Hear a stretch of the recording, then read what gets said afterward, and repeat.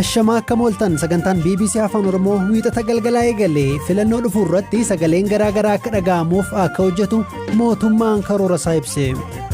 በሚቀጥለው ዓመት waggaa dhufuu nageenya biyya keenyaa mirkaneessaa taasisuu fi olaantummaa seeraa mirkaneessuudhaaf caasawwan rakkisoo ta'an TPLF immoo miseensota saaqee itti waamuusaa himeera. Gabaasa qabna. Mootummaan hidhabbayyaa gubbaa balaliin kamuu akka hin taasifamne dhorke. Taphattoonni kubbaa miilaa Itoophiyaa 5 koronaa vaayirasiin qabamu.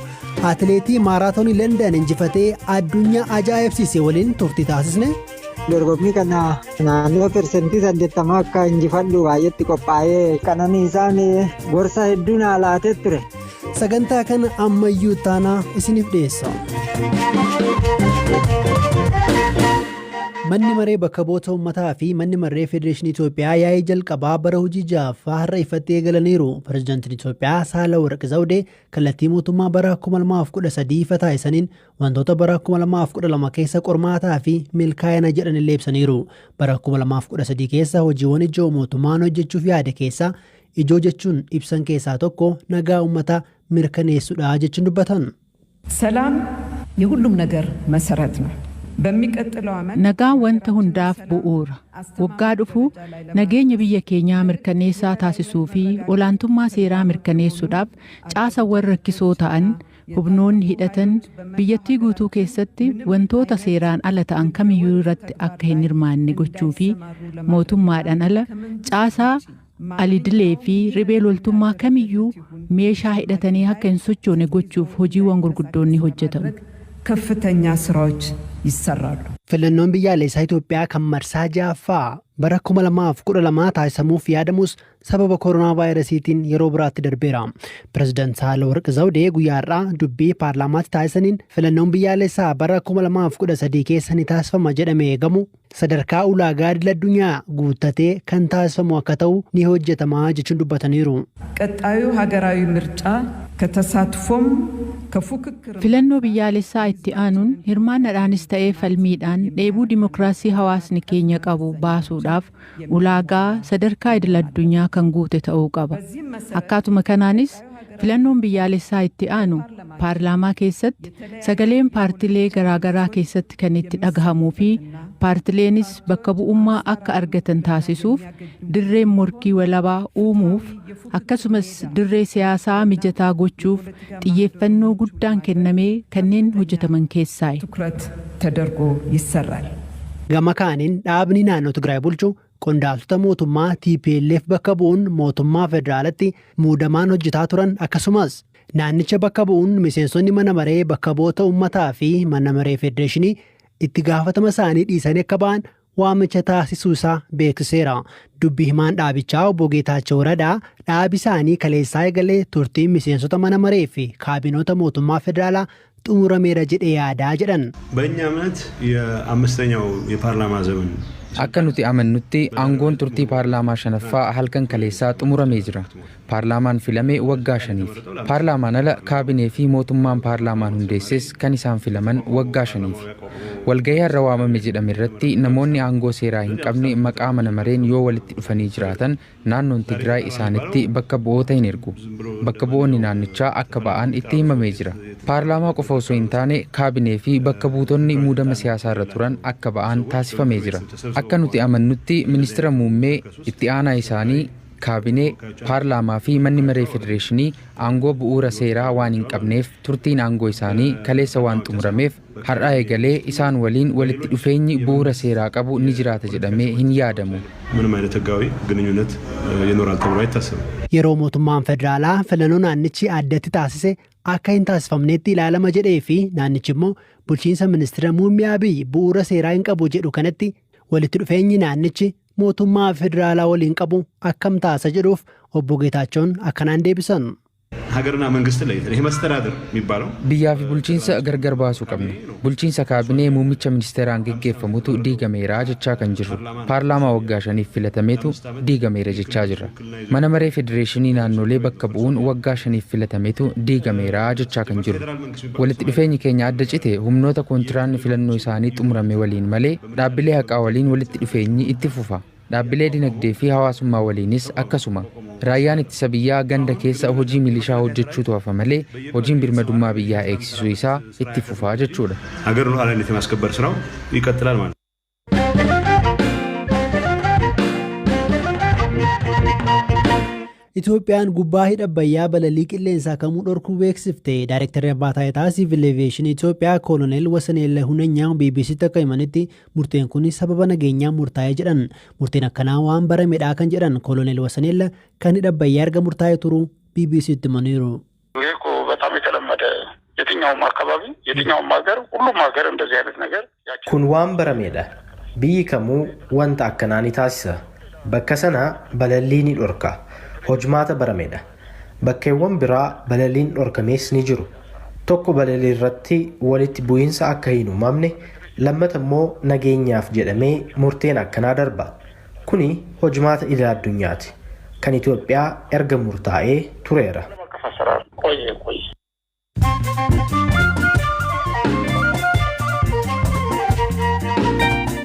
Dhaggeeffattoota keenyaa sagantaa BBC Afaan Oromoo caqasaa jirtu oduuwwan gaggabaabseen isinitti himaa. Qarqara galaanaa Jibuutitti yoo xiqqaate godaantonni 8 du'anii 12 immoo eessa buuteen isaanii dhabamu dhaabbata mootummoota gamtoomanitti eejensiin dhimma baqattootaa beeksise.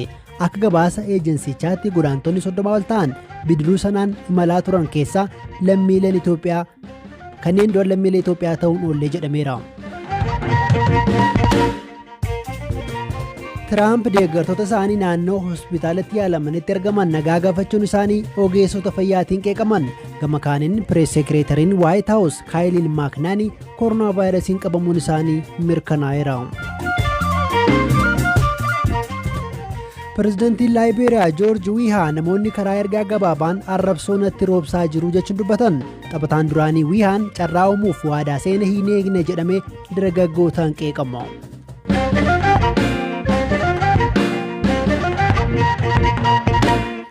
Taphattoonni garee kubbaa miilaa biyyaalessaa Itoophiyaa keessaa 5 koronaa vaayirasiin qabamuun isaanii mirkanaa'e. Taphattoota 36 gulaallii waancaa Afrikaa gareen Itoophiyaa xumura baatee onkololeessaa Niijer waliin qabuuf waamaman keessaati 5 qabamuu isaanii Federeeshiniin kubbaa miilaa Itoophiyaa kan beeksise. Itti gaafatamaan waajjiraa Federeeshinichaa obbo Baahiruu Xilaa'uun kanneen vaayirasichaan qabaman dubbatu baatanis taphattoonni kun dafanii bayyanatanii dorgommiitti akka deebi'an ni taasifamaa jechuun BBC'tti dubbataniiru. Taphattoota 41f waamichi taasifamee 36 argamanii jiru. Warreen hafan 5 keessaa 2 biyya alaa kan jiran yoo ta'u, tokko yaaliirra kaan ammoo taphachuu irratti argama. 2 ammoo barfatanii kan dhufan yommuu ta'u, tokko sababa miidhaatiin argamuu hin danda'u. Warreen as ga'anii jiran garuu qorannoon COVID-19 akka taasifamuuf goonee jirra. Sana duratti garuu taphattoota 18f qorannoo onnee waliin wal qabatu taasifnee turre.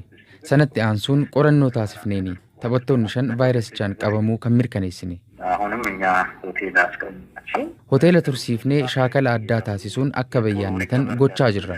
Har'a hoteelota hayyama tursiisuun kennameef keessaa muraasa isaanii ni baasna. Kan tokko gamanumaan adeemsi xumuramee jira. Dafanii goommatanii gareetti akka makatan taasisuuf hojjanna. Guyyoota 14 keessatti bu'aan qorannoo akka beekamu baramaadha. Tarii yeroo sanaa asitti irra deddeebiin qoratamanii bilisa ta'uun mirkanoofnaan akka makatan ni feena. Sanaan ala kan jiru garuu murtee leenjisaa ta'a. Kutaalee fi bakki ciisichaa isaanii irra deddeebiin qulqulleeffamaa jira.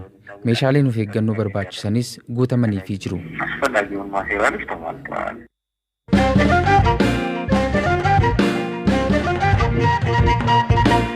Xumurarra geenyeerraa atileetiin Itoophiyaa Shuuraa Qixxaataa osoo hin eegamiin maaraatoonii London guyyaa kaleessaa injifate ijoo dubbii addunyaa ta'eera. Dorgommii sababa koronaa vaayirasiin ji'a 6 siqee gaggeeffamee fi atileetonni muraasni qofa deeggartoota malee fiigan kanarratti fageenyichaan abbaan riikardii addunyaa fi lammiin Keeniyaa Eliud Kipchoge olaantummaan xumura akkasumas immoo riikardii cabsa jedhamee eegamee ture. Haa ta'u malee 8ffaa ta'uun xumure atileetonni Itoophiyaa 1ffaa, 2ffaa, 4ffaa fi 6ffaa ta'uun xumuran kanarratti atileetiin Keeniyaa lammaffaa ba'e. Dorgommii qananiisaan eegamee miidhamaan dorgomuu hafe kanarratti Shuraan gorsii qananiisaan naaf kenne guddaa na fayyadee jechuun dubbateera. Turtiin waliin taasifne kunuuti. Amiin isinillee bakka gammaddan. Tole dorgommiin akkam ture? Dorgommiin haalli qilleensaallee ulfaataadha. Rooba of keessaati qaba. Deebisee atileetonni illee atileetota ulfaatootu irra jira. Nan injifadheettee yaaddee turte yookiin immoo qophooftee turte? Itti qophaa'eera sirriitti dorgommii kana naannoo persentii 80 akka injifadhu baay'eetti qophaa'ee shaakalallee sirriitti hojjedhee dhufe kondiishinii gaarii irra ture. Garuu dorgommii sana irratti Kipchoogee fa'itu injifata jedhame baay'ee eegame ture.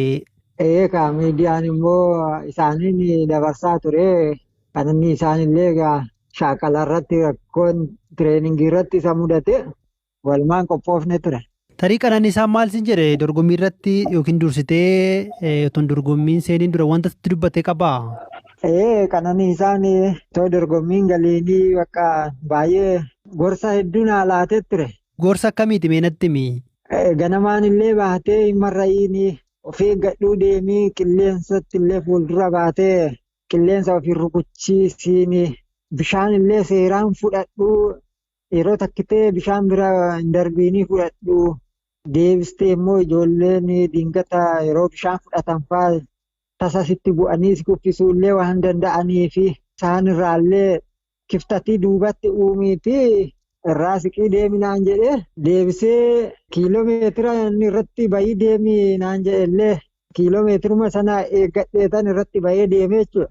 Kanaan dorgommii kana injifachuu danda'e. Baay'ee bareeda. Tarii dorgommii booda Kipchoogee wajjin wal argattaniittu maal waliin jettan? Isa wajjin baay'ee walitti ni aanne dorgommii booddee hundumti keenyuu erga dorgommiin xumurameetti bakka dadhabne illee waan gallee waan jiruuf gara ciisichaatti deemne. Egaa dorgommii booda dorgommicha injifata kan jedhamee ture Kipchoogeen gara dorgommiin xumuramuu jedhutti gurranna dhaga'uu didee gurranna duudee jedhee dubbatee ture. Isarratti yaadeetti kennuu dandeessu maali?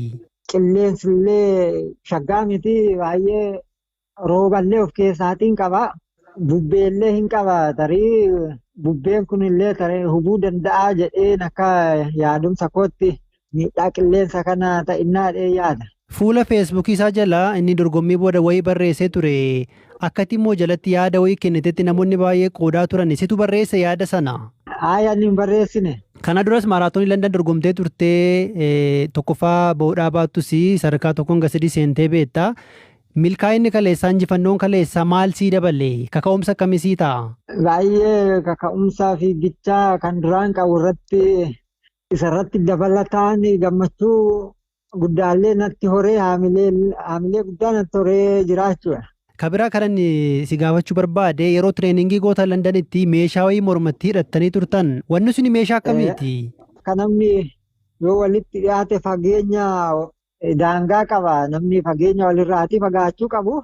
Yoo fageenya daangaa sana darbee yoo namni walitti dhiyaate meeshaan suni sagalee kenna. Badhaasaan kamisin badhaasan injifachuu keetti guyyaa kaleessaa? Haala duraarraatii persentii 50 gadi bu'ee jira. Meeqa jechuudha? Aannan 30 ta'a. Doolaara 30 jechuudha? Kuni badhaasadha. Deebisee immoo wanta adda addaa illee hin qaba. Tole guddaa galatoomi Shuraa.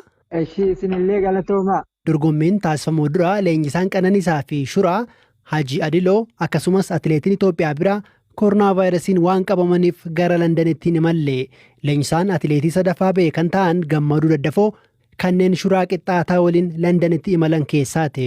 Waa'ee dorgommii kaleessaa fi milkaa'ina gonfatan hiika akkamii qabaa jedhee gaafadheeraan.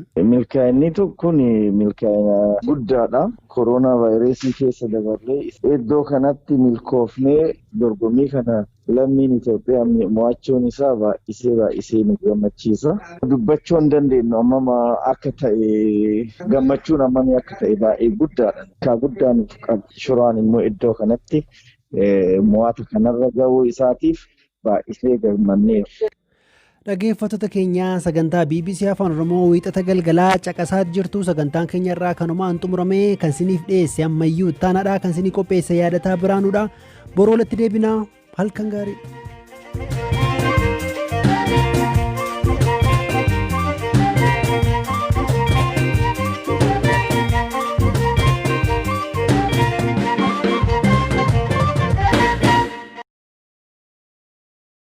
Oromo Community Center Jiddugaleessa Hawaasa Oromoo Magaala Washington DC Oromoon hiriira bahee hiriiraan booda waa nyaachuu fi akkasittu hiriira galaa jira. Manni kun mana hawaasa galma hawaasa Oromoo ka Washington DC ti. Akkanatti